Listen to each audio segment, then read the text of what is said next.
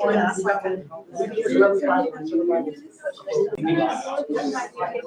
don't curse. So you can use yours.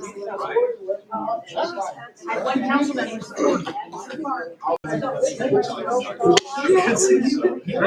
That's the go-to.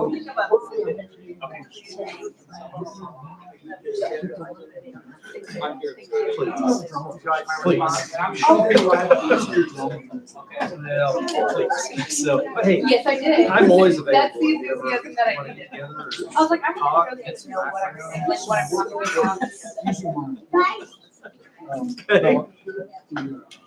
Mike knows will give me excitement. Yeah. On me? No. Uh-huh. Oh my gosh. Oh my gosh.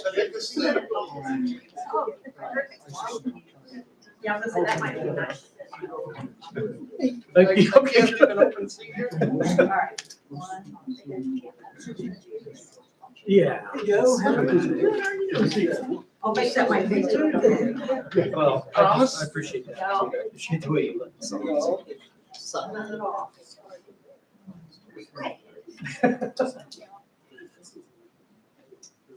Hey, we actually said. Yes, sir. Yeah. Well, too much turkey. Well, Yes. Picture of you, Joe, and. I should be under a list. Wasn't he just right there? How are you? Yes, he was. Well, do you mind if I got a picture of you? Oh. Would you mind if I got a picture of these three? Who's the third? The mayor, wherever he went. It all depends on who. You gotta make sure you get his Iron Man.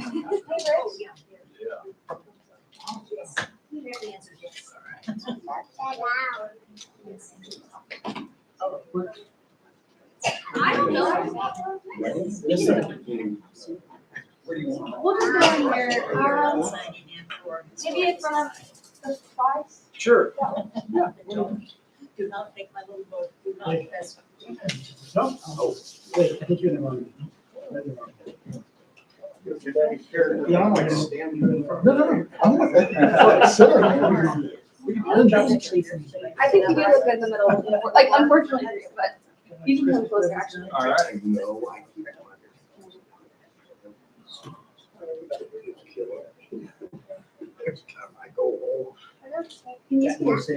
Sorry. I'd like. Yeah. Agenda. Double tap it. One more. I'm so sorry. So that gets to, you want to go to the coaching meeting? Thank you.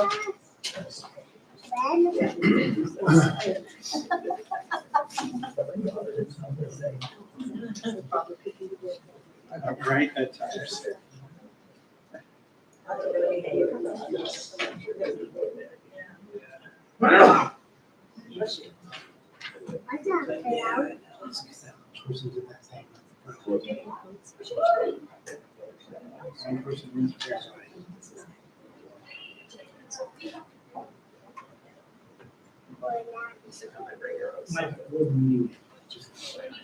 Oh, that's probably good.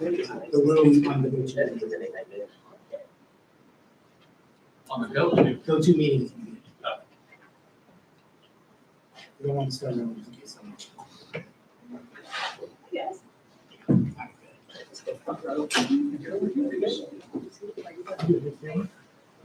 Yes. You check out.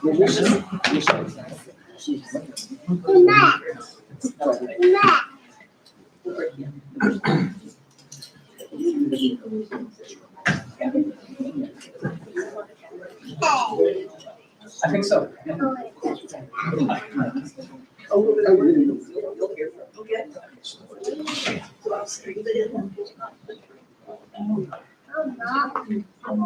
not going to say this.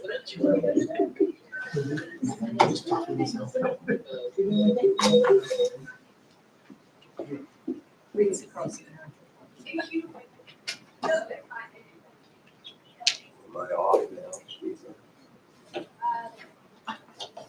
Yeah, I think you're muted.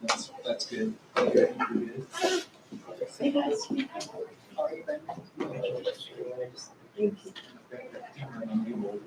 I'll get it. Okay. Think I got it. Yep.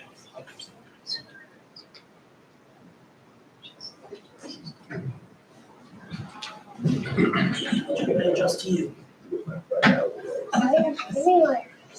Covering?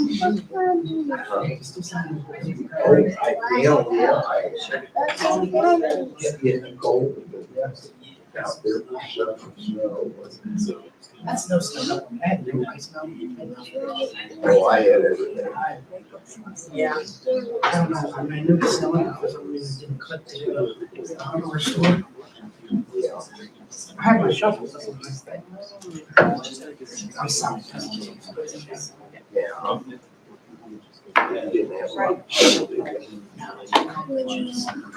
I bought one of those shovels with wheels on it. Oh, okay. You just push it. It's actually really nice. It's really nice. My neighbor got one the year before. I saw his and I used it and I said, I said, where'd you get that? He shot me the Amazon link and we were there.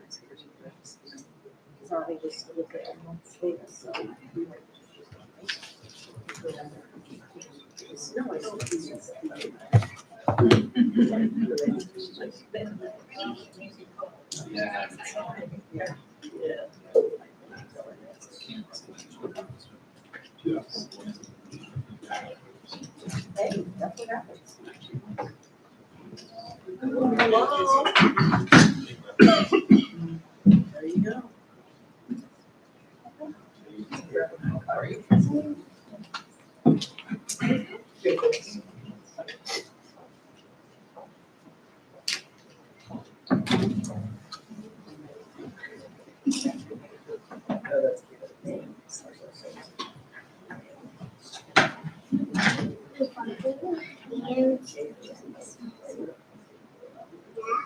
What is it?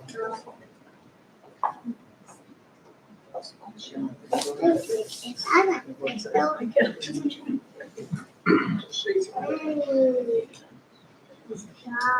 What are you doing?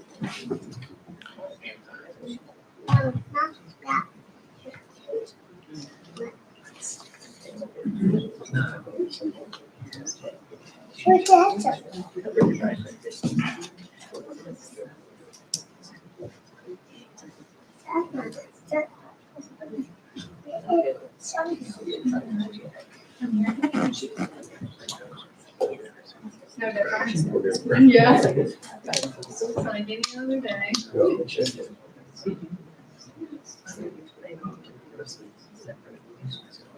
Oh, I just. Yeah. Yeah, no, I just talked to her. She was asking me, so I should get my name in. Yeah. And I'm not doing it until after approved. It's just a lot of work to. Yeah, and I was like, I don't know, potentially not getting a passport. He got his passport in 2 weeks though. I'm like, well, I guess I could have done it. But knowing my luck, I probably would have. Well, I think. We had to get new ones when we went to Canada. Oh, okay. Well, I thought maybe it was because people thought it was closed because the government shut down, so people weren't going. Because I thought it was, and I knew it was. So no, I'm waiting. I was going to Bahamas and then no, January. Perfect time. Probably a foot of snow in Kansas. That's what I'm focused on. That's the best time. Yeah, that's why I've been playing this. It's like super cool. What? I see this construction, that's like super cool. And you go to work. So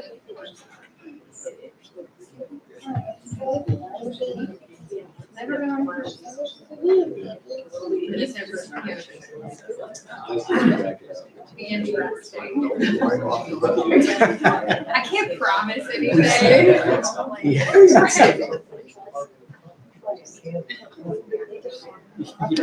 So amazing how many people can fall. We just see it every time. There we go.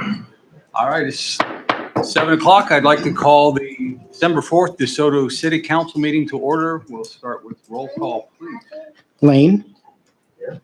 Hunter Michael. Here. Daniels. Here. Patterson, Here. McMorran, Here. all are present. All right. Our first item of business tonight is a proclamation in honor of wreaths across America.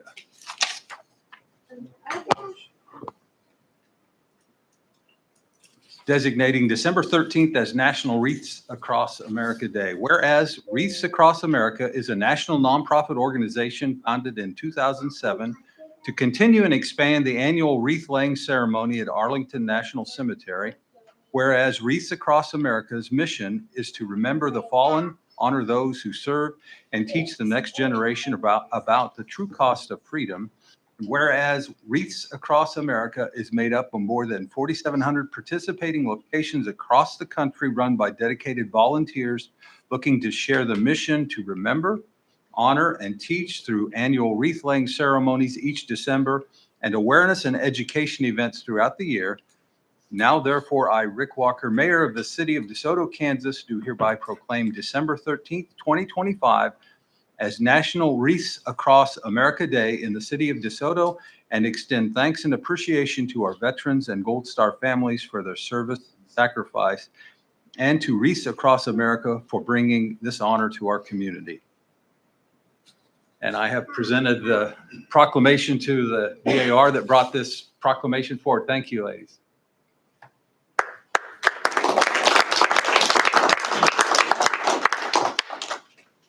I got so excited to do Wreaths Across America, I skipped the Pledge of Allegiance. Please forgive me.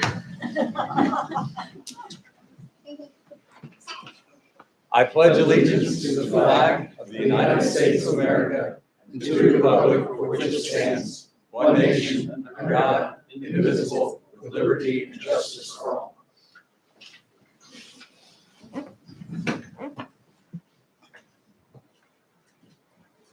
All right. Our next item of business tonight is to recognize our outgoing city council members, Rob Daniels and Kevin Hanemichael. So I'll go over here, Rob and Kevin, one at a time. I'll do Rob and then I'll do Kevin.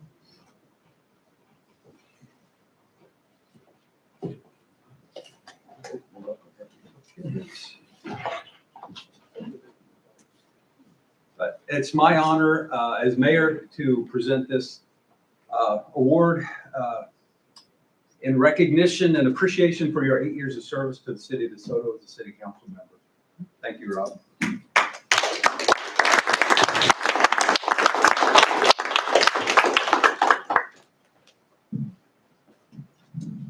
And the name plaque. You want that as well?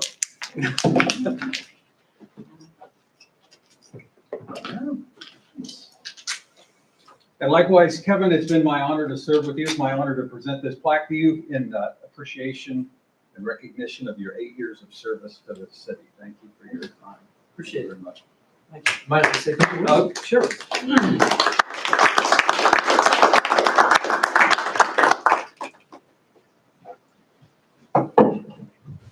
I want to express my appreciation for the opportunity to serve this community. It's been a privilege to be able to be part of a leadership team that has made real progress toward the future and growth of DeSoto. I've been part of community development since 2001 when Mayor Dave Anderson appointed me to Planning Commission. This past 8 years on City Council has been transformational. I look back when Lori Murdoch organized the Broadband Committee and got me plugged in. DeSoto needed high-speed internet connectivity to be a relevant place to live and work. We accomplished bringing gigabit fiber internet infrastructure to DeSoto, and that actually resulted in competitive gigabit fiber internet providers. That was my initial focus in running for City Council, along with bringing DeSoto to the economic development table. We are certainly an economic development community with national prominence. I'm super proud of what we've accomplished together. I want to thank our current and past council members for our time together. Danny, you're our senior civic leader now. And I want to thank you for the friendship and mentorship that you've provided over all these years in terms of this role. So thank you, Danny. Appreciate it. I want to thank Lori Murdoch. I'm glad you're here tonight.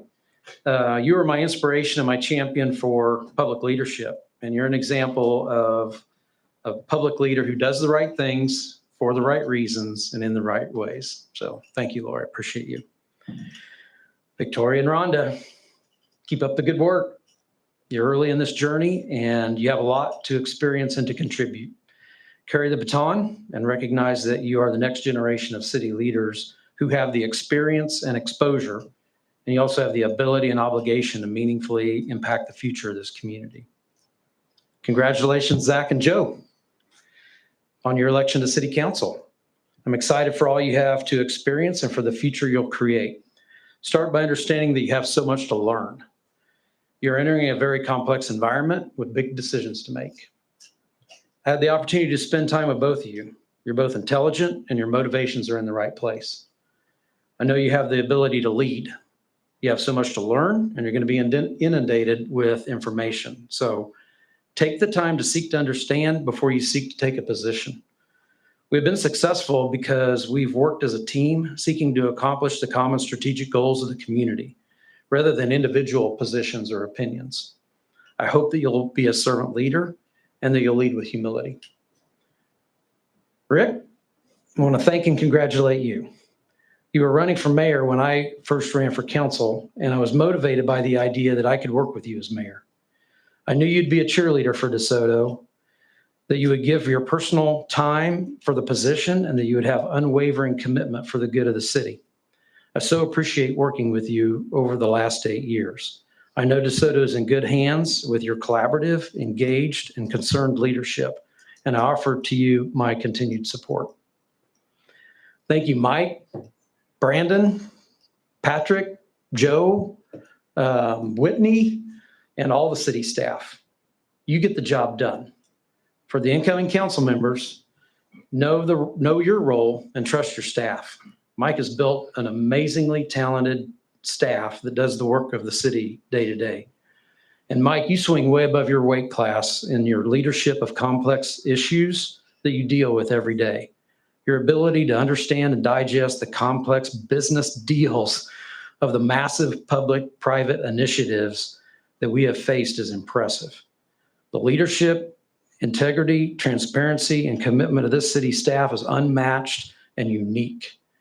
For all council members, you're truly blessed with an amazing staff, and I hope that you appreciate and leverage the talent you have. Literally, they are an award-winning staff. My passion is in economic development. I'm looking forward to my new role on the board of directors of the Kansas City Area Development Council and the ability to contribute to the economic growth of the region. I'm very excited to be part of the leadership of the DeSoto Economic Development Advisory Committee and of the Chamber of Commerce Board of Directors. So I previously turned in my keys to Bonnie, and the last thing I need to do is turn in my badge. There you go. Thank you. Wow, this is an old picture. It's like my LinkedIn profile. Thank you. Thank you.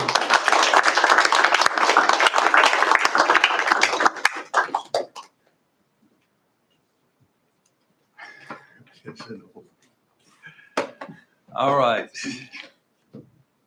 Now we will have swearing in of our newly elected mayor.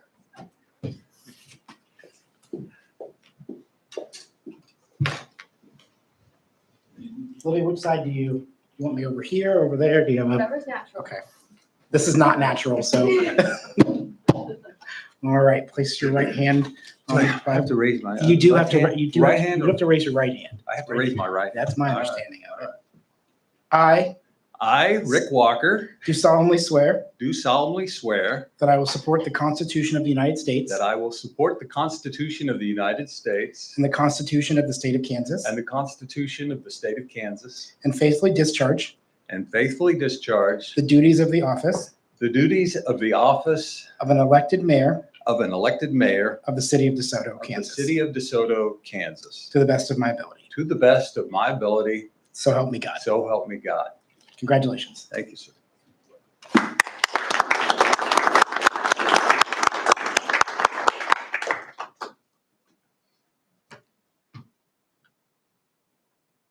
All right, we'll move on with the swearing in of our council members. Alphabetical order. First up, Zach Bradley. Take the Bible if you want. There you go. All right. Oh, let me flip this over. I I, state your name, Zachary Bradley, do hereby solemnly swear do hereby solemnly swear that I will support the Constitution of the United States that I will support the Constitution of the United States and the Constitution of the State of Kansas, and the Constitution of the State of Kansas, and faithfully discharge the duties and faithfully discharge the duties of the office of an elected city council member of the office of an elected city council member for the city of DeSoto, Kansas, for the city of DeSoto, Kansas, to the best of my abilities. to the best of my abilities, So help me God. so help me God. Congratulations. Thank you.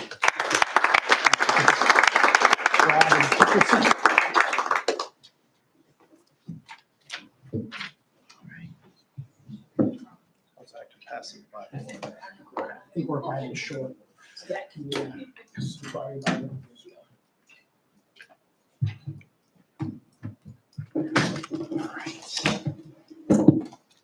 Can you write? You can do left hand if you want. That's all right. I can get it on there. I I, state your name. Joe Sabo, Do solemnly swear do solemnly swear that I will support the Constitution of the United States that I will support the Constitution of the United States and the Constitution of the State of Kansas, and the Constitution of the State of Kansas, and will faithfully discharge and will faithfully discharge the duties of the office of an elected city council member the duties of the office of the elected city council member for the city of DeSoto, Kansas, for the city of DeSoto, Kansas, to the best of my ability. to the best of my ability. So help me God. So help me God. Congratulations.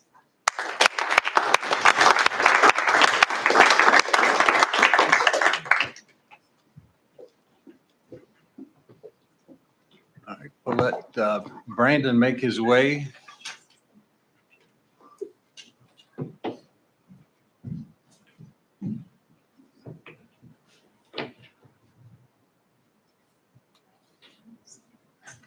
All right, our first task before us is to fill a vacancy in the office of the council president. I guess I would offer that as our senior, as Kevin put it, I'm not sure, didn't call him senior, called him our senior states leadership. council member. Leadership. Senior leadership, that Community perhaps Danny might be a good nomination. I'd like to nominate Danny Lane as the next council president.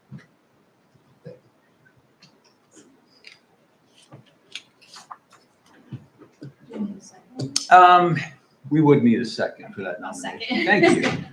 And then any other nominations?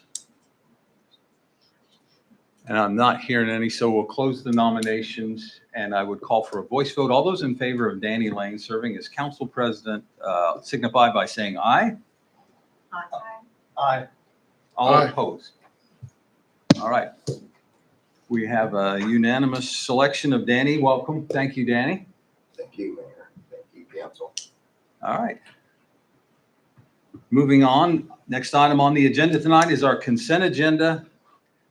Tonight on the consent agenda, we have approval of the minutes from the November 20th City Council meeting, approval of pay ordinance number 1009, approval of ordinance 2676, amending the cereal malt beverage license regulations, and approval of a temporary use permit for the Deck the Halls event. Is there any item that anyone would wish to remove for further consideration? Or a motion to approve the consent agenda? I'll make a motion to approve the consent agenda. Second. All right, we have a motion and a second. Any discussion of the motion? Roll call, please. Lane, Yes. Sabo, Yes. Bradley, Yes. Patterson, Yes. McBrien, Yes. Mayor Walker on item D. Yes. Motion carries. All right. Item 2 is call to public. Members of the public are welcome to use this time to comment about any matter relating to city business not listed on tonight's agenda. The items that are discussed under call to public may or may not be acted on by the council during this meeting. Does anyone wish to address the council under call to public? I'd ask you to state your name and address, please, for the record. Mike Caldwell, 8412 Corliss. And tonight I want to understand how our trail system works or how it's supposed to work. Specifically how things get put on the budget and then without any input from the people affected by it. But prior to going into that, I think we could really benefit. I don't know if we have a master plan for trails, but, you know, a lot of people would say there's still a lot of undeveloped land in the city, which is a good thing. But that's going away. And as these big parcels come up, I think we should be proactive and think about, well, how would a connector trail fit? Like out at what's going on Cedar Creek Road. I don't know the details. I don't particularly like what's going on, but that's not my fight. But there's a lot of Cedar Creek frontage there. And I don't know how many of you have wandered around that area, but it's pretty. And I don't know what we're going to do to preserve the stream side. Are they going to build houses right up to the stream? We shouldn't have to depend on Johnson County to preserve our streams. We can, that would be a great place for a trail. It could be concrete. You can get volunteer groups, build them. You know, Urban Trail Code builds trails for Johnson County parks all over the place. Another example is Arbor Ridge. There's still some undeveloped land in Arbor Ridge. We missed the boat. There's a nice valley on that property in the northeast corner that now is in people's backyards. But you could run a trail off of, well, your road, Rick, come down through Arbor Ridge, hook up with all those other sidewalks. And, you know, if you do these trails ahead of time, or at least plan for them and then put the onus on the developer to do it, well, you'd save a lot of heartache, money. You don't have to worry about the utilities. And I mean, they know where the streets are going to go. You know, I think with a little planning, we get ahead of the game. Another example is, you know, it would be very easy to build a trail from Lexington Park down to the River Park. Our water plant is within a quarter mile of a trail in Lexington Park that you can run off of. So, but that all being said, I'm struggling with understanding how, you know, I don't know if there's a handful of people that sit around and look at a map without knowing the details of where it's going. I don't know, maybe there's more thought, but oh, it would be good to have a trail going down this road through these people's yards. And then when you talk to the people on that road, do you know about this trail? What trail? The trail that's going to go through your front yard. No, I don't know anything about it. Well, do you want it? No. And then, okay, what can I do to stop it? So, you know, we can manage to have meetings with developers, with the people affected. We should be able to do that if the city's doing something with the people affected. And I would think the people who live on the road that trail is going to go down should have more impact into whether that happens or not. I mean, personally, you could spend that $6 million better somewhere else. So I just, you know, I don't understand how that particular road got chosen and what's the driver. Is the driver people living on roads that feed into Corliss? Well, they're not being very good neighbors if they're trying to do that to us on Corliss. Because like I said, I haven't found anybody who wants it. And now I haven't talked to everybody on the street yet. I mean, it takes time. Enough on that. On a positive note, so you don't think I just up here complaining all the time, I like the new disc golf course. I think whoever laid it out did a really good job. It makes good use of the trees. It's got some shorter holes so that people that can't throw it as far as they used to can still get an ace. One negative thing, just for feedback, is I think we went over the top with putting baskets on rocks, but that could be more of a generational thing, because I talked to the young guys I play with, and apparently that is a thing now, to have higher baskets up on rocks, but that's kind of nitpicking. Okay, thank you. Thank you, Mike.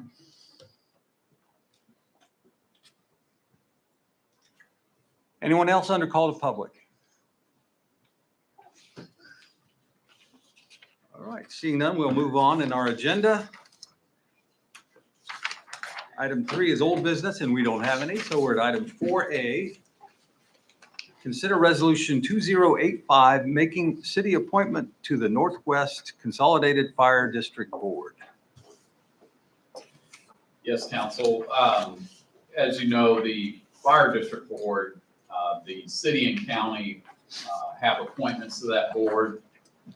One of the city's appointments, which is currently occupied by Doug Bedford, his term expires at the end of December. So the resolution that I prepared proposes to appoint Mr. Bedford for another 3-year term, which would begin on January 1, 2026. So, And I had the conversation with Doug to confirm that he would like to continue to serve in that capacity. So if you're in agreement, then I would need a motion to approve Resolution 2085, appointing Doug to the Fire Board for another term. I'll make a motion that we approve 2085. Second. All right, we have a motion and a second. Any discussion? Roll call, please. Lane, Patterson, Yes. McMorrin, Yes. Sabo, Yes. Bradley, Yes. motion carries. Item 4B, receive presentation and update from the Johnson County Sheriff's Office. Good evening, Mayor and Council. As you're aware, Johnson County provides law enforcement services for the city of DeSoto.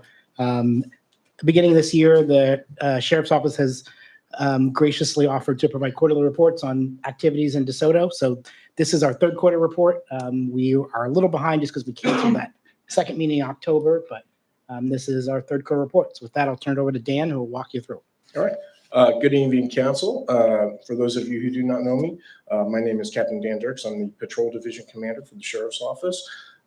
I'm actually over the district officers that are assigned to what is our one district, which is the DeSoto area.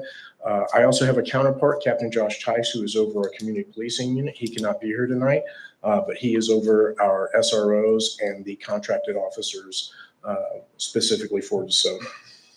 But as Brandon said, one of the duties associated with my position is to provide this quarterly report. I know you've been given a packet, but for the new council members, I'll just provide some basic information here. Of course, we are led by our sheriff, Byron Roberson, and our two undersheriffs, Undersheriff Cindy Henson and Undersheriff Darren Schaefer.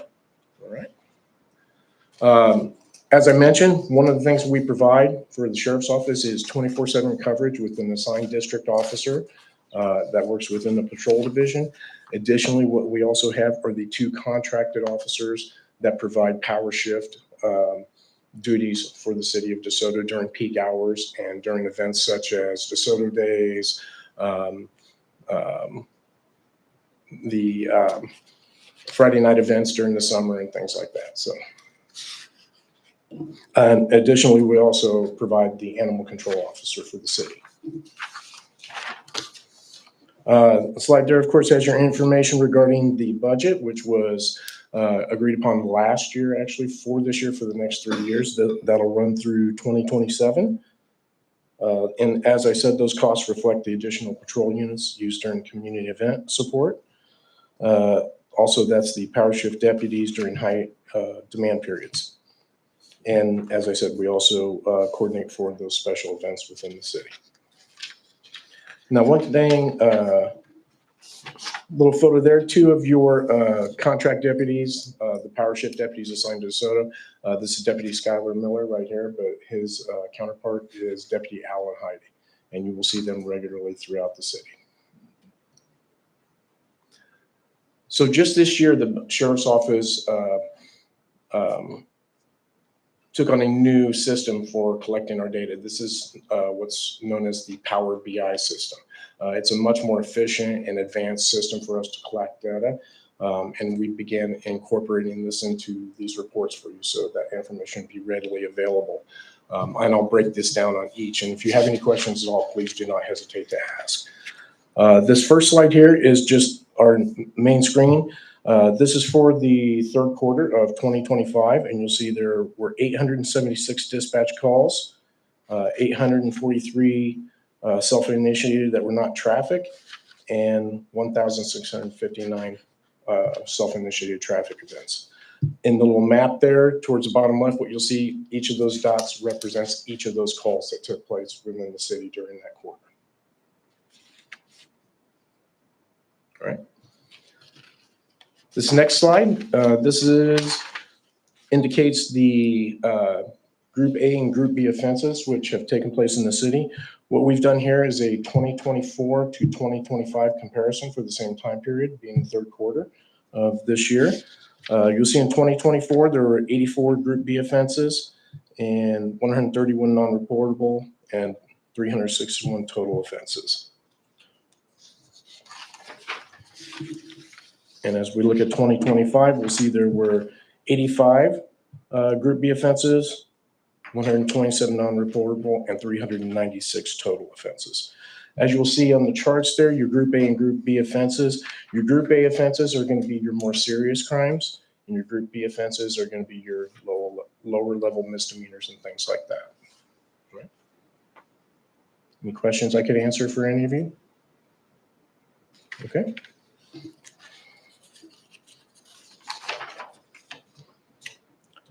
So this right here is, again, another view of the total calls for service for the third quarter this year. All calls for service, every type of call, whether it be traffic, dispatch call, animal control, an SRO event, the power shift officers for the city, we had a total of 3,000 calls for that period.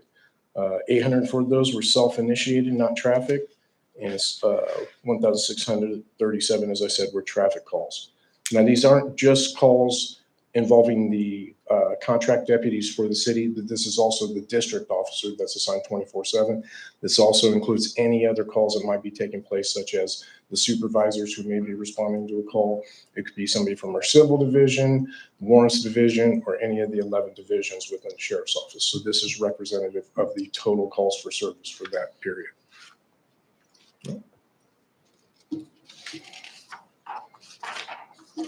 And this is what we call the heat map. This is just another view of that same information.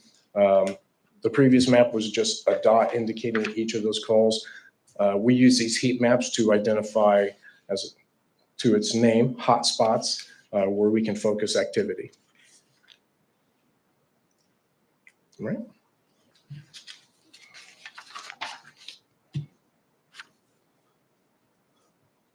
So this next slide is indicative of the accidents that have taken place in DeSoto during that period. During the third quarter, we had 4 accidents within the city. This is actually down 4 from 2024, where we had 8 for the same time period. One thing when I come back to brief you on the fourth quarter of this year, regrettably, that number is going to be a little bit higher, and that's going to be due to the events of this week. Monday, obviously, was a very busy day for us. Just in the radio traffic I was listening to, even me being the captain for the division, I was out all day long for 11 hours, most of my day spent up here. DeSoto got hit very hard, this area, with the ice and the snow. So there were quite a number of accidents. Fortunately, there was only one with very minor injuries, but throughout the entire area that we patrol, our 5 districts, that was the only injury that we had. So we were very, very fortunate.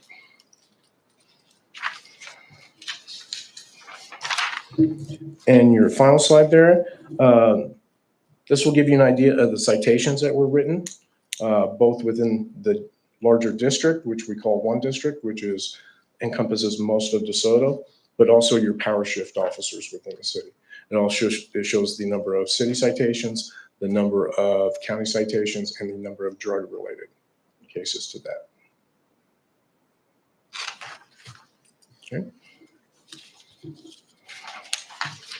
And just some key takeaways, as I talked about, dispatch calls decreased from 951 in 2024 to 876, but self-initiated calls increased from 1,352 to 1,659. Can you walk me through what a self-initiated call is? Yes, sir. So that is action taken by the deputy themselves to. Observing a initiate- situation and then, Exactly. It could be a Taking traffic stop. It could be they see someone littering. It could be they see a loose animal. It could be anything of that nature. But as it's named, that's their own activity that they've initiated. Whereas the others are referred to as dispatch calls. And like I said, over this last year, what you have seen is Deputy Miller and Deputy Heidi, who have been working as the power shift and the district officers. The patrol division for the sheriff's office is very young right now. We have a lot of younger staff within their careers. They've become trained, they're getting out in the field, and they're showing that initiative to get out there and be active. As I said, you see almost an increase in 300 calls from 2024 to 2025.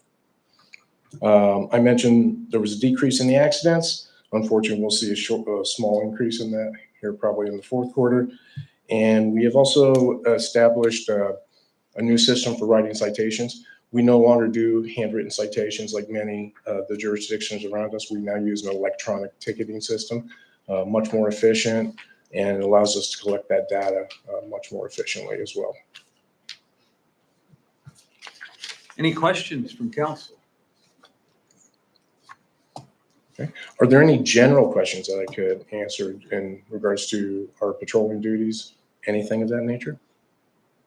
I think the key concern that's always on my mind is, are we seeing any concerning trends year over year in crimes? Right. The nature or frequency of the crime that we have here in DeSoto. So, I mean, that's kind of the thing that I'm always looking for to get from your report. What's interesting is, Brandon and Mike and I meet regularly, at least once a month. And of course, one concern with the Panasonic complaint coming in was with all the increased traffic, would there be an increase in accidents and things like that? And as the data is starting to show, there's been no greater increase in that. You could contribute it to enforcement action on our part, being present, being visible, kind of deterring the road rage incidents and the people driving too fast and things like that. So we haven't seen that, have not seen that increase in general crime such as theft and things like that either. Thank you. Absolutely.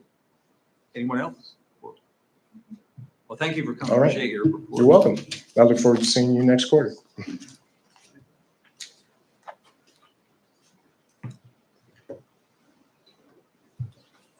All right, our next item tonight, item C, consider contract with Clark Enerson for the Community Center Master Plan Project. Good evening, Mayor and Council. Tonight's item is kind of the next step in our ongoing work to evaluate a potential community center for DeSoto. This item brings forward the contract to bring in a community center master plan. It follows up on the feasibility work and survey that was completed earlier in the year that showed strong interest in establishing a community center. And this agreement formalizes the next phase of planning, engagement, and conceptual design. Clark and Enerson was selected through a competitive qualifications-based RFQ process that included Mayor Walker, former Councilmember Daniels, Jay Garvin, Whitney Lang, and several other staff members and Park Board representatives. We received 11 proposals, and we whittled it down to 3 and then held interviews with the final 3. The scope of this master plan has a robust public engagement program, including surveys, pop-up events. We're going to try to get out into the community to meet people where they're at. So one of the ones we're looking at is showing up to a pickleball event. Another one, we're going to try to come to a youth basketball game Saturday.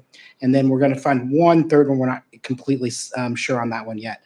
There's 2 public meetings, and then there will be 6 steering committee sessions to kind of gauge the interest and kind of narrow down the final outcome of the master plan. The $179,500 contract is funded through the CIP contingency fund for 2026. And if approved, the planning process will begin in early 26 and conclude before the year end with a full master plan, conceptual design, cost estimates, and operational modeling presented to the council by the end of the year. So with that, I will stand for any questions. All right. Questions from council? I have a quick question. Sure. Brandon, you mentioned the steering committee, and I apologize if that was in here, but is that committee the same committee? Did the review committee, or will this be like current residents maybe that might be selected who might utilize the facility to get input from them? Yeah, that's a good question. I haven't had a chance to speak to the mayor about it. I was envisioning the steering committee being kind of a mixture of city council, staff, definitely some representatives from park board, and then some specific stakeholders. So we'd reached out to the school district, we'd reached out to the YMCA, and then I was going to reach out to a couple other people throughout the community with the mayor's input to kind of get a good sampling of the community. Yeah, that's a good idea. Thanks.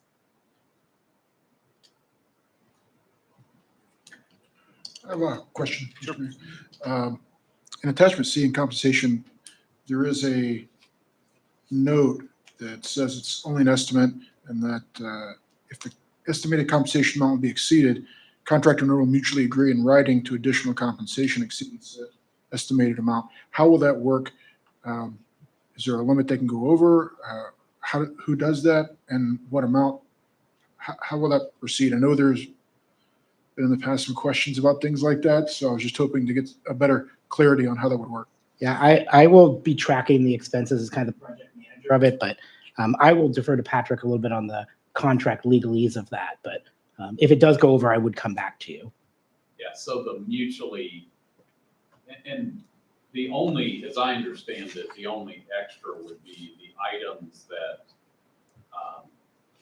are excluded. So if we were to ask them to do extra work, then there would be extra compensation, but mutually agree would mean that the city would have to agree to it. So that's something they would have to take up with the city, and if we thought, no, that's not, we don't want to incur that extra expense, then it wouldn't go forward. So. Thank you. I would say I was impressed with the volume of response we got, just the 11 responses on this, the interest in the community, the architectural planning community in the project, and then the 3 finals we had were all very, very strong.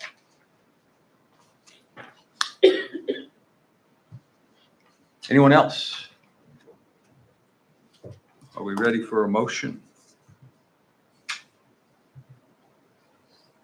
I'll make a motion to approve the agreement with Clark and Anderson for the community center master plan and conceptual design in the amount not to exceed $179,500.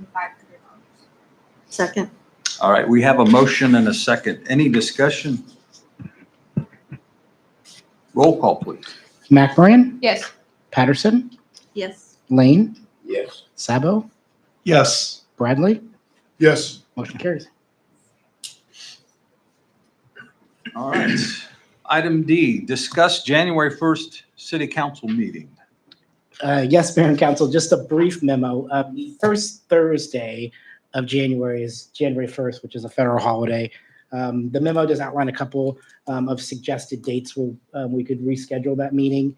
There is also, that meeting tends to be typically pretty light.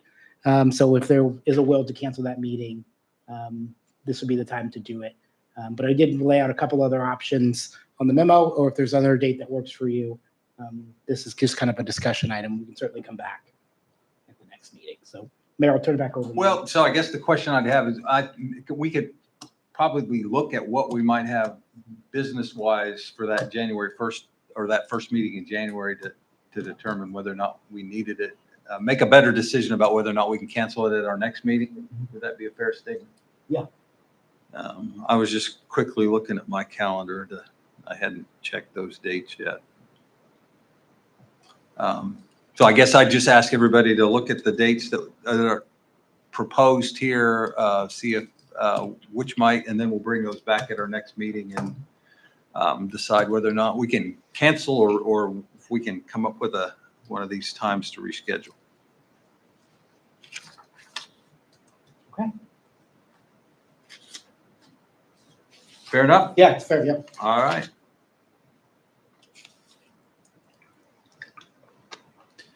Item E, discuss consider resolution 2086 approving benefit district, street benefit district and development agreement for Countryside Farms.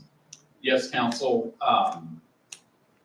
This development, the developer has approached the city about the city issuing special obligation bonds to pay for the streets that will serve this development. And so what you have before you would authorize what are called special obligation bonds that would be issued by the city, but the financing for that are assessments on the developer's property. So unlike general obligation bonds that are typically done with the benefit district where you have several different owners of the property within the district, here we have one property owner at the present time. So that's why we do special obligation bonds. And what that means is if this development were to go belly up, then the city would not have any responsibility on those bonds. That would be the developer's problem to work out. With general obligation bonds, if a project goes belly up, then the city has to make up for those missed assessments. But the developer here is just an individual. You know, normally we deal with counsel, so that's why as late as this afternoon, I provided some information to go into the blanks. I have printouts of that if you want to see it, but essentially it was just decreasing the amount for construction from 9 million down to 7 million. The resolution that you have before you would also approve a development agreement, which, you know, addresses the details of the project, required insurance, surety bonds for the project. So happy to answer any other questions, but would recommend that you make a motion to approve resolution 2086, which will also approve the development agreement. Questions from council? Sure. Can you give an example when we've done the special obligation bonds before? We currently the Sunflower Sewer Benefit District. That was another situation where Sunflower Redevelopment owns a large part of the land that is in that benefit district. There were, I think, 5 or 6 other property owners, but given the large land area owned by one of the people in the benefit district, we also told them you need to do special obligation bonds because we were worried if Sunflower Redevelopment was not able to pay their assessments from year to year, then that would be on the city. If it was general obligation with special obligation bonds, if that happened, that would be on them, not on the city. Thanks. I also have a question, Patrick. Sure. Do we have any idea of how many residents this may affect with right-of-way and easements for the development? Far as I know, none. They own Mike can maybe speak more to that, but they own, you know, these streets are going off 95th Street South, and they own that entire property area. So all of these streets are on their property. Now, eventually, when they're done, they will deed those to the city, but so any easements that they would need for those would be on them.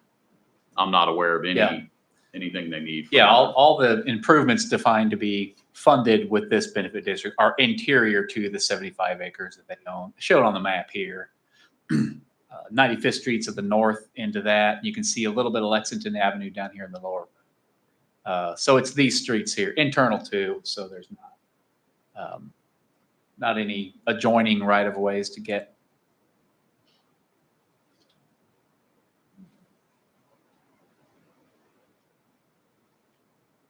It's just a different finance mechanism for the developer that it doesn't affect our credit or bond rating in any way. Not at all. Allow them to issue these bonds and doesn't put us at financial risk if they are not able to make their payments. Mechanically, what happens kind of behind the scenes is the developer, they get a loan. So in this instance, from UMB Bank to fund the construction. And then once the project is done and deeded over to the city, then the bonds are issued. And then the bank, they get those assessments. So they buy the bonds. And so those assessments that are paid from year to year, they have interest included. So that goes to the bank. So they get the earning off of that. But yeah, it doesn't, the city's credit or financing really has no part. It's sort of a paper transaction. Mayor, if I could, just one more thing. From a policy perspective, this mechanism was one of our economic development tools in the economic incentives policy. We have a policy establishing this. This area has been identified as one of the areas of the city where this type of a tool could be used by the developer. There's advantages from a financing standpoint. And the developer did come months ago with an economic incentive request that specifically asked for this incentive. So this is, from a policy perspective, something that is within the confines of that policy. So it's bigger picture sort of thing. We've done this in other instances, and it might happen again. So If I could ask, I see on there that the street sort of ends. And my understanding is that eventually there will be there'll be a connector there at, I guess it's 99th or somewhere around there. correct. Yeah. And that's the purpose, and that eventually it will connect once that final layout happens. That's the hope. There's no guarantee, but we did, the Southwest Growth Area Plan establishes those corridors, and one of them is 99th Street. And it's not shown on here, but its connection to Lexington Avenue would be right down here at the bottom right. And it's shown to kind of loop up northward. Exact alignment, we don't know. But yeah, that's the grid network plan for the area. Yeah, is that would be connected south. Yeah. The only other question I had was, my understanding is at some point in the past, the city did use general obligation funds to fund infrastructure improvements, and it didn't work out at one point with a developer.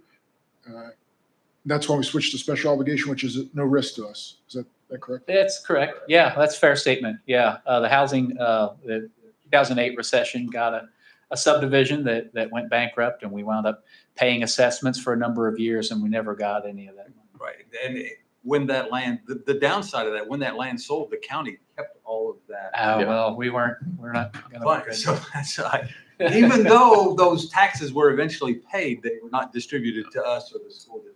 Or anything. Correct. But another wrinkle to that, just for background, I'm forgetting the street, but that particular developer held title to, we wanted to put a street through from Lexington. Primrose. Yeah. So she had title to that, and, she would not deed that over to the city or sell to the city. So the deal worked out with her was that the city would do a benefit district for her interior streets in Cherokee Woods, her development, in return for her signing over that right of way for Primrose. So she did that. We put Primrose in, and then years later, her development went flopped. So that was kind of just another wrinkle to it. History.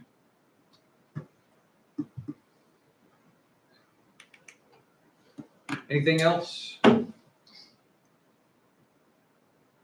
make a motion to approve resolution 2085. Second. Just a quick 2086. Oh, I was reading the bottom. Oh, yeah. I think I'm Yeah, just going sorry. off the agenda. It's 20. My mistake. 2086. Yeah. Okay, on the thing it says 85. Yeah. Let's get 2086. all right. And we have a second on that, right? Yes. Okay. We have a motion and a second to approve resolution 2086. Any further discussion? Roll call, please. Lane, Yes. Sabo, Yes. Bradley, Yes. Patterson, Yes. McMorran. Yes. Motion carries. All right. Item F, CIP discussion. Yes, Council. Because of the short week last week, I wasn't able to get any update in the council packet, but I did put a memo and an update in the packet yesterday. I wanted, with the two new members, clearly we just want to have a discussion, give a little bit of background on the CIP overhaul, how we got to where we are, a little refresher, and then I want to show you. We're down to the point where we kind of have a list of projects that we've prioritized and we think we might want to implement in the next several years. We've talked a little bit about how we might fund those and from an overall perspective, what that investment might be and how those might be funded. But we hadn't really taken a look and programmed that out the 5-year period. So, and really it's kind of 6 years because for 2026, when we did our budget, we're in the middle of the CIP overhaul in the summer when we were trying to do our budget. We didn't really exactly know which projects we were going to do for 2026. So we put a $750,000 contingency item in our CIP for projects that we might decide to do. So really it's kind of a 6-year window that we're sort of looking at currently. By way of just brief background, we started toward the first of the year with staff and council, sort of a wish list of the types of projects you might want to implement. We had old lists of projects that have been, kicked around. Park Board was engaged pretty heavily with that to come up with sort of a list from a staff perspective, get a start on a grocery list. And then over the summer, we reached out to communities with some public opinion polls and some online surveys, getting further input on the list. And what we came up with the most recently was sort of I'm just going to go through quickly here. You remember this sheet here was kind of a top 20 or 20, I wound up to be about 21 list of priority projects. And these are categorized, these projects are ranked in kind of priority ranking, but really the rankings are a combination of the citizen surveys, the flash vote surveys, council did a survey, and then staff did a survey, and we just kind of combined all those to get this priority ranking. I don't know that it really matters which one's on top and which one's on bottom. That's kind of how we arrived at this list that we think we might want to implement. Turns out there's about $42 million worth of improvements there. That's quite a program for 6 or 7 years. Not something we can do with currently identified funding sources, to say the least. I would say, though, that one of those projects, $19.5 million, would be the reconstruction of 95th between Lexington and Kill Creek, so east of Lexington headed to Kill Creek. That one, for the purposes of the scenario I'm showing you tonight, we do not have programmed in there. So keep that as a placeholder. The other thing we did early on, really kind of before we sent out the public opinion surveys, was we identified a list of mandatory projects. So projects that either because we're already in the middle of implementing them or almost done here, City Hall project's a good example, or because of the urgency from an infrastructure standpoint or a maintenance or a preservation standpoint, decided that we really do need to incorporate this into the 5-year CIP as kind of a mandatory. We have to do, if we don't put them in the CIP, they're going to be needs anyway. We're going to have to find out a way to fund them anyway. It's coming. It's foreseeable that we'll have to do these. So there's a list there in Exhibit B on the staff report that I uploaded yesterday. Kind of a reminder about what those main projects are. So those have been already incorporated into this 5-year projection that we're about to look at. And then Exhibit C. And I apologize. I know it's a lot of numbers. I know we can't see it really on the screen. You're going to have trouble seeing it on your screen too. We'll be able to walk through them. A couple things I just want to point out about Exhibit. It's a couple pages long. This is in the format of our typical 5-year fund projection. So in our budget, we project every fund out for 5 years, revenues and expenses, and see where the fund balances lie. And this is how we do our fiscal projections. This is sort of that format, but just focused on the CIP. So there's several sort of colorized sections to this. The first page includes the revenues throughout the life of the program. There's reoccurring revenue sources, there's one-time revenue sources, and then there's bonding revenue sources. So the uncolorized ones are the revenues program throughout the project. The next colorized box is this purple section. These are the pipeline projects. So there's 3 projects that rank highly in need and desire in the community that we've identified are a scope and scale that it's going to take multiple year effort and identification and security of outside funding sources. So these 3 are the 83rd Street corridor, essentially upgrading 83rd Street from the east city limits all the way down to K10. The second one is the 95th Street corridor. So this would be kind of from Kill Creek all the way out to Sunflower Road.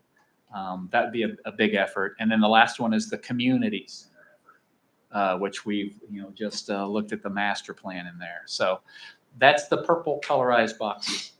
The rest of the colorized boxes kind of have to do with the nature of the project. So the orange one are street and pedestrian projects. The blue are the water, the green is the parks and rec, and gray is facilities. And within each one of those, you'll see there's some black text and there's red text. So the red text are projects that those are the top priority, those 20 projects that are on the other exhibit that we might want to implement, that we might not, that we're trying to program out. We're still making a decision which one's going to be included, which one's not going to be included, and what the timing for that is and the revenue sources for it. So if it's in red text, it's not something that we've identified as a mandatory project. It's not something that we've budgeted already. But it is something that throughout the course of the CIP development is a higher priority for the community.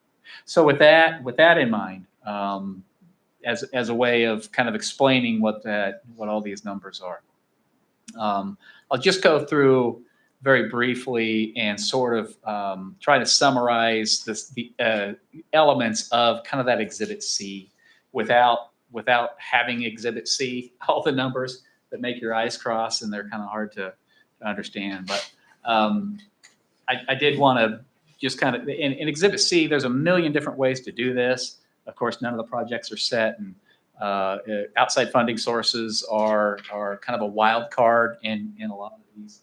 But the one that the first scenario, and we just kind of take it as this is a first scenario on how we might do this.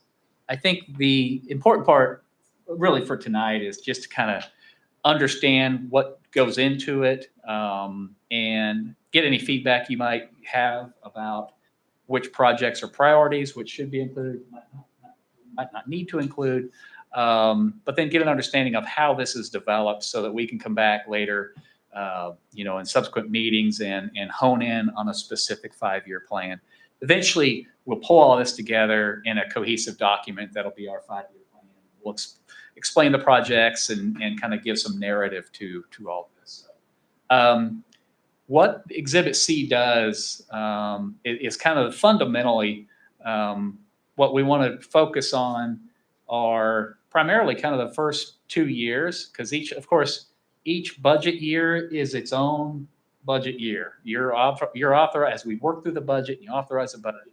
It's 1 year at a time, really. And so we need to take a close look at what we're going to do for 2026, because remember, we've allocated a bunch of contingency. We don't really, we decided one of them tonight. That's the $179,000 for the master plan for community centers. So that's part of that. But there are the rest of those funds we need to really take a look at. And then 2027 is pretty important too, because once we wrap up the CIP after the first of the year, it'll be pretty close to time to start budgeting for 2027. That 2027 budget cycle starts pretty close after that. And so it'd be important to have a good idea of what those projects are going to be so that we can roll that into the budget. For the other years, 28 through 30 or 31, of course, we can relook at this at any time. We can change those priorities, we can package those in ways that it's flexible to us. So just one possible scenario in Exhibit C. And what it does are kind of four main things in my mind. The first thing that it does is it takes both mostly for 2026, but also for 2027. It implements some early phases of the 3 pipeline projects. So we start with initial studies. We go out and seek outside funding sources. We're doing some initial steps to kick off those pipeline projects because each one of them needs an outside funding source. And to go pursue those things, we need better definition of what the projects are going to be. So there's some work to be done in there. So it builds momentum on each one of those 3, the 83rd Street, 95th Street, and the community center. Second thing it does is it implements some smaller, more visible quality of life projects in the early years, because frankly, we're, as we look at the next 4 or 5 years and the activities that are going to be going on and the public improvement work that's going to be going on in the community with the improvements that we're going to need to implement for the coming data center, there's going to be hundreds of millions of dollars in public improvements that we are going to be overseeing for that data center project. Massive impact. That's going to somewhat limit staff's ability to implement other larger type of projects. But it's important to show the community that there's progress, that there's thoughtful work going on, and so that there's some quality of life benefits going on. So we've identified some of those kind of smaller but impactful projects for the immediate couple of years. The other thing it does is it delays by several years really a decision point on any larger general obligation bonding. So you'll see we're gonna be reliant on outside funding sources as grants, possibly some transportation improvement districts or something else, but also bonds. And what we've contemplated so far is some general obligation bonds for generally public works or capital improvements, and then parks and recreation bonds, possibly for the trails, and certainly one for the community center. Those decisions are kind of delayed in this sequence. They're delayed for a couple of years, and I think it's important to do that first of all because we know we're going to be massive in the community center for at least another year. So we really won't know kind of the nature of that project until then. But also, it's important to realize that we are in an economic growth situation that looks extremely positive and extremely hopeful, but at the same time, somewhat unpredictable about when revenue sources are going to come in, franchise fees, from Panasonic and maybe from a data center, sales tax, it's been tremendous. Continues to be tremendous. We hope it'll keep growing, but it'll give us a few years to really know where those overall revenue streams are going to be, so that we can really assess the impact of some major capital improvement, new debt financing, and how that might impact taxation and other service. So I think that's a pretty important part of this. I wouldn't, it would be tough for us to say, let's decide to go out and issue some significant bond next year, per se, because we just really don't know where that revenue picture is going to look like. Information. Yeah. The general obligation bonds in here under the 5-year SIP say that require public vote. Some do. Yes. Yeah. Is there any structure like how we would do that, when we would do that? Any plan for? Yeah, well, that'll be something we do need to plan. And so any financing for strictly parks and recreation improvements, so a community center would require a public vote. And if we identify, in this scenario, we're identifying bigger trail projects, the one down Kill Creek Road, the one out on Sunflower Road, one along 83rd Street. Those are bigger projects. If we want to bond just for those, it also requires a vote of the public. And how or when to do that, how much to do that is very much a discussion. It's gonna take a couple of years to figure that out. And so that's why this plan doesn't have those in it here really immediately.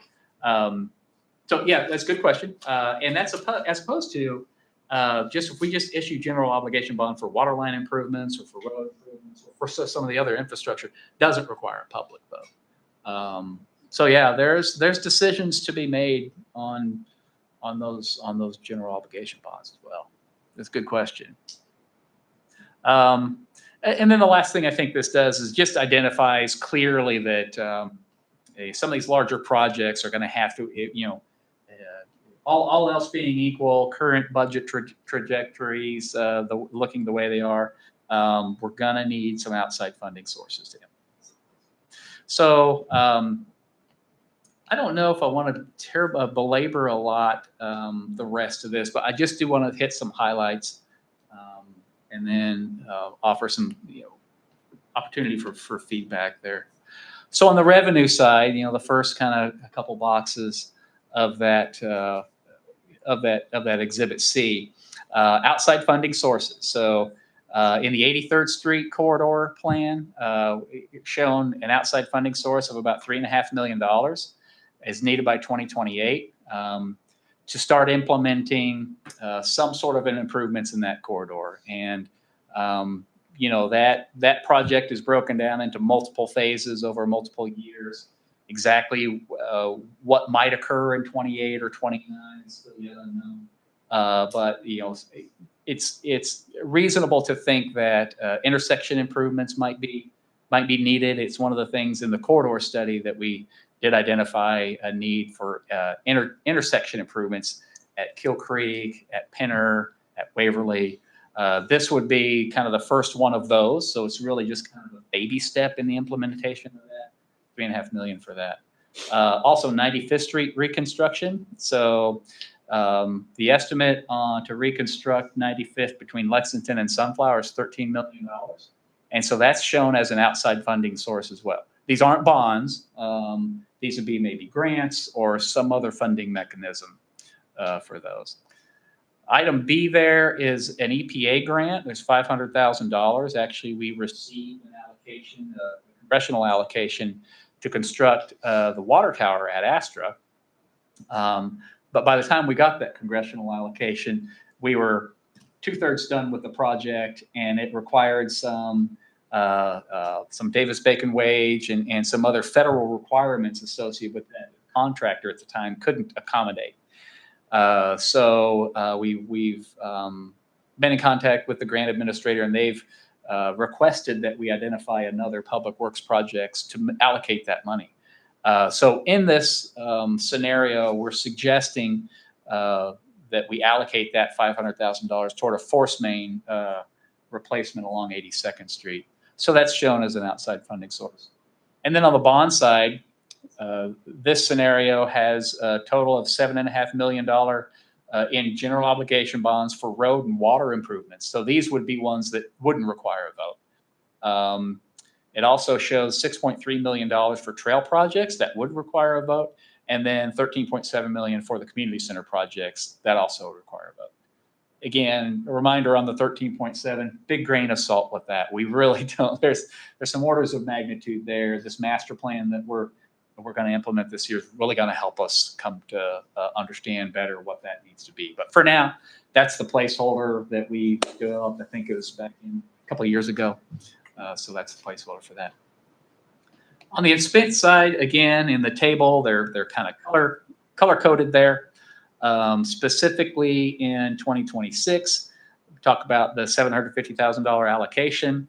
So as you step through this spreadsheet and you get your reading glasses on and you kind of, the way, the allocations are by column in the years. And if there's money in a column, then the suggestion is we may implement that project in that year. So if you just have a look at 26 and 27, you can see that the work on the pipeline projects is there, $50,000 for some preliminary work on the 83rd Street corridor, the 179.5 that we just approved this evening for the master plan on the community center, and then there's another $25,000 for a land purchase option possible purchase option for land for the community center.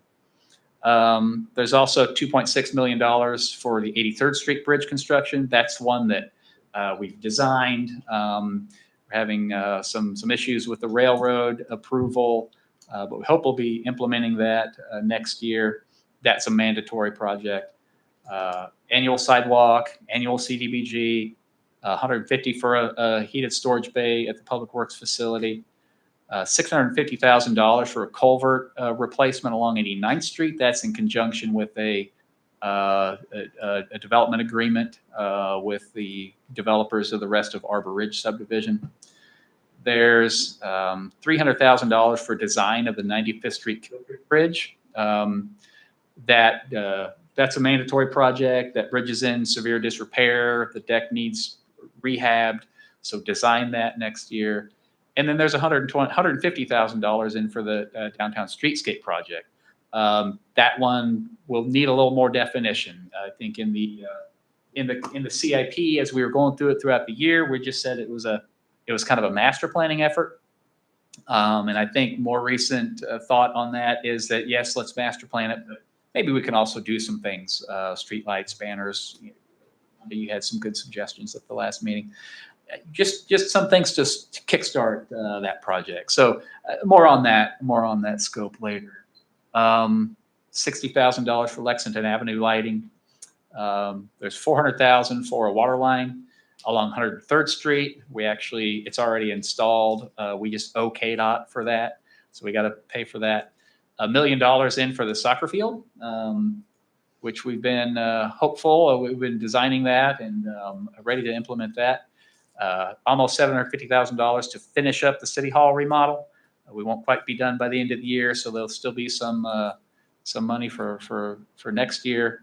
$1.3 million as the city's match for the 103rd Street. This is a part of a previous agreement with KDOT, and $2.5 million as part of a previous agreement with KDOT, a CARS allocation for that for the Lexington Avenue project that they've already done. So that the colorized items here, I think if you add them up, they're pretty close to $750,000. I think they're a little bit over. That would kind of represent this contingency. The non-colorized items were already in kind of the CIP. And then for 2027, again, we're looking at additional money for 83rd Street corridor plan, designing of the intersection, the first kind of phases of that, $750,000 for a traffic signal or traffic control at 95th and Lexington, $500,000 for right-of-way acquisition for the 95th Street project. Again, this is a pipeline. This is sort of the next baby step in that project. And $200,000 for design of the community center. So the thought is we do the master plan this year, and next year do the master plan 26, and then 27 we may be ready to have some architectural design work done on that. So that's the intent there. $1.5 million for the 83rd Street Bridge construction. That probably going to take 2 years, so that'd be finishing up that project. Again, the annual sidewalk program is in there, as is the CDBG project. $1.2 million for construction of the 95th Street Kill Creek Bridge, the one we designed in 26, constructed in 27. There's another $100,000 for this downtown streetscape. There's the $700,000 for the 82nd Street Force Main. We replaced half of it a couple years ago, and the other half needs to be replaced. So that's the one that we'll use the $500,000 EPA grant for. So that's in there. Point of Yes. information, does that 700,000 include the $500,000 EPA grant? This What is the expense. That's the total expense for the project, and the $500,000 would be a revenue for that. So the rest of the CIP is picking up their difference. Yeah. And then $300,000 for a design of the Kill Creek Road pedestrian path, and then $300,000 for a splash pad in Miller Park. So those are kind of the first, the 26, 27, they're pretty important. Now, not that we can't adjust, and even if we decide to put it in the budget throughout the year, we can make other decisions for sure.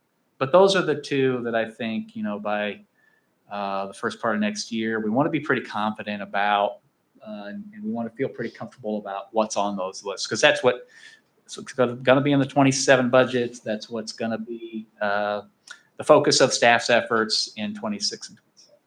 As far as 28 through 31 goes, I didn't articulate them, list them out specifically. You can go through that spreadsheet on your own. The bigger projects are, $13 million for 95th Street, $12.5 million for the community center, and about $5.5 million of trail construction. So the thought there is, that's kind of the trail construction would be a bond referendum, obviously. So that's what I have tonight. I know that was a lot. I want you to be able to digest that. I don't want you to think that this is any sort of a firm recommendation from myself or staff or anybody else. But I think it's at least for me, it's a good way to think about this, because, there's some, certainly some uncertainties as we go on the next 3 or 5 years, if you think about what's happening in town. But it is the way we kind of have to program these things. We do have to think about cash flow in the CIP.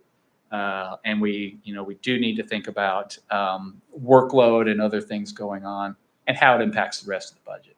So I'll leave it there, Mayor, and happy to have this more discussion, and we will certainly pick it up again in subsequent meetings. Probably hope to finish up, in the first quarter of next year. I think that's a good target for us, so that we can roll right into the budget. Okay. Before we drop that, any parting last questions on that before we move on from council? All right. So I omitted to get an agenda amendment to include item 4G that you should have gotten an email about regarding. Right, this class action settlement, and it's also on the Google Drive. So if we could just get a motion to amend, add item 4G, and then we can further discuss it. A motion to amend the agenda to include item 4G. To include item 4G. Thank you. Second. All right, we have a motion and a second. Any discussion? All in favor, say aye. Aye. All opposed, same sign. All right. So council, as I indicated in the memo, there has been a class action settlement, and this was brought by several water suppliers all across the country. So where we are at now is, in order to qualify to receive money from the settlement, we have to do certain testing. And the testing has to be done by the parameters set forth in the settlement from the lawsuit. So law firm Perry and Trent out of Bonner Springs, they are serving as local counsel for the firm out of New Orleans who's handling the national litigation. So what we're asking is that you authorize the city administrator to pursue this claim. The city is not responsible for any of the expenses for the testing. The only way that the city will pay any attorney fees will be if we get a recovery. So feel like this is really kind of a no-brainer. And I don't know how much you guys know about these PFAS. It's hard to, it's a polyfluoroalkyl substance. And I included in the memo the causes of it. Might also note, and Joe maybe can speak to it, for our new wells, we're having to test for these substances anyway. So it'll be good to, by pursuing this claim against the class action, all of our wells will be tested. And so we'll get test results on, if there are these substances in our water, and then could qualify for settlement monies. I think Joe and Mike indicated our flow rate was between 1,000 and 1,200. And so that's why I highlighted this column, which sort of shows the amount of money the city would receive if there are, in fact, those particles. So again, just ask for a vote on authorizing the city administrator to sign this agreement with Perry and Trent and the national law firm so we can move forward on getting the testing done and make the claim against the settlement. Any questions from council? It is completely contingency based, no fee whatsoever, other than on recovery, right? Correct. Yeah. Ready for a motion?